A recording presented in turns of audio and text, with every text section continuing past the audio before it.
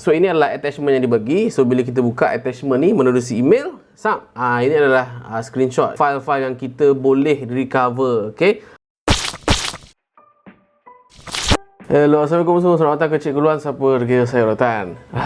Saya dah menghilangkan data syarikat guys. So banyak RM5,000 nilai dia. Okay, right. Macam clickbait kan, tapi memang betul. This is the real story. Hari pertama edit macam okay, tapi bila hari kedua tu, bila kita nak access hadis yang lebih kurang macam ni, kalau korang nampak, dia kata lebih kurang your files is corrupted dan sebagainya lah. So macam biasalah, saya ni kan orang kata apa, orang IT kan. Kononnya orang IT kan. So saya akan type kepada Google dan saya search saja how to recover corrupted files, lebih kurang macam tu lah. Dia akan bagi tahu more methods to repair corrupted lah. Lepas tu kita pun pergi tengok the website dan sebagainya. Pun dia kata bolehlah gunakan software ke, ataupun korang boleh tweak dekat dalam Windows files dan sebagainya. Cumanya geng, pengalaman peribadi saya sejak daripada tak silap saya tingkatan 3, tingkatan 4, saya pernah cuba kaedah-kaedah yang ditujukan lah dalam website ni. Tapi jujur saya cakap, satu, tak pernah berhasil. Yang kedua, file tu daripada corrupt jadi double the corrupt. Maksudnya dah tak boleh nak recover dah. Macam biasalah, sebab benda ni pun adalah kaedah yang percuma. Dan kita bukanlah orang kata apa, pakar dalam nak recover file. Sebab dia ada orang-orang yang pakar sahaja yang boleh buat benda-benda macam ni. Bukan sekadar pakar guys, tapi kena ada mesin dia untuk recover benda tu. So apa saya buat, once bila hard disk korang dah menerima error-error, contoh macam corrupted ke, unreadable ke, inaccessible, make sure cabut dan letak tepi dulu hard disk ni. Letak dekat meja ni guys. Jangan buat apa-apa dan pergi terus kepada kedai yang boleh buat data recovery. Bila saya sebut pergi kedai data recovery, saya tak maksud kedai komputer yang biasa. Maksudnya kedai repair PC yang biasa. Sebab untuk buat servis data recovery ni, tak semua kedai komputer yang bagi komputer boleh buat. Dan kebetulan pula saya kenal ada satu servis ni, nama dia Fix and Go. Saya dah guna servis dia dah lebih kurang 3-4 kali, semuanya puas hati. Tapi saya tak pernah guna servis untuk data recovery. Which is bila saya jumpa mereka, macam biasalah, mereka akan check dalam masa 1-2 hari. Yang special yang Fix and Go ni adalah mereka akan beri email dulu yang pertama kalau kita tengok. So mereka akan beri email lebih kurang macam ni lah. DR0087 ni dia punya code name untuk kita punya case lah. Kita punya case code name dia apa, supaya senang nak refer dan sebagainya. So dia akan bagi tahu lah, our IT support team has created a ticket bla bla bla, model apa tu semua, apa yang kita bagi. Okay, right. So selang 2 hari kemudian dia akan bagi report ataupun analisis kepada kita lah sebelum kita proceed untuk bayar kan. So dia akan bagi tahu, Assalamualaikum Muhammad Ulwan, Assalamualaikum warahmatullahi, kami ada update untuk anda. Berikut yang dilampirkan adalah file folder yang kami jadi recover untuk storage anda. Untuk proceed, korang boleh WhatsApp. Okay, so dia ada attach satu lagi HTML. HTML ni dia akan tunjukkan lah barang-barang apa yang kita boleh recover. Yang ini yang paling best lah pada saya. So ini adalah attachment yang dibagi. So bila kita buka attachment ni menerusi email, ini adalah screenshot yang mana sejumlah footage ataupun file-file yang kita boleh recover. Okay, sebenarnya dia boleh recover menerusi satu file ataupun satu folder dan sebagainya. Tapi kalau saya nak ambil semualah, senang cerita. Okay, dan bila saya tanya apa yang rosak kepada Fix and Go tu semua, dia kata saya punya tu melibatkan kerosakan pada logical ataupun bahagian software, bukan pada bahagian fizikal lah.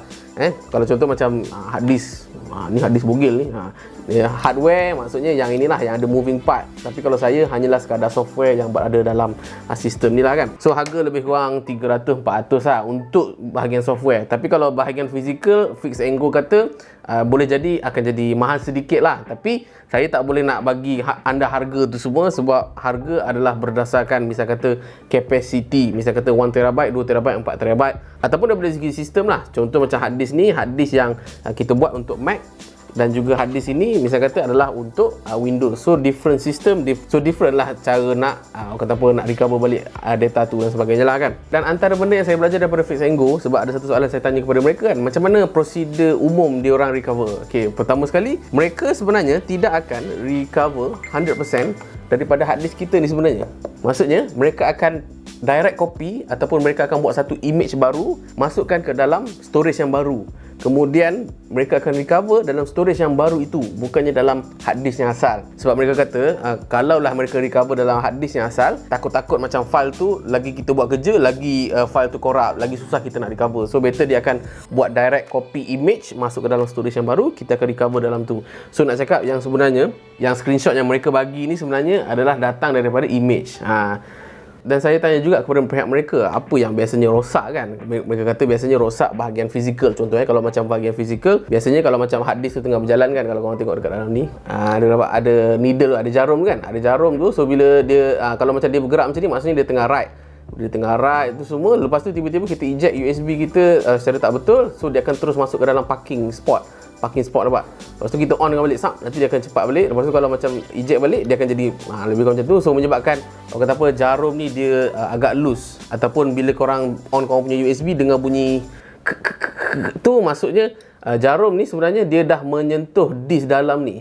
Yang itu kita tak nak sebenarnya. Sepatutnya jarum ni dia adalah floating, dia macam float dekat sekitar disk tu. So kalau dia dah sentuh, so kita risau disk ni dia akan calar guys. Disk ni dia akan calar, lebih kurang macam tu. So bila calar, bahagian fizikal yang rosak, mereka kata kena ganti semua.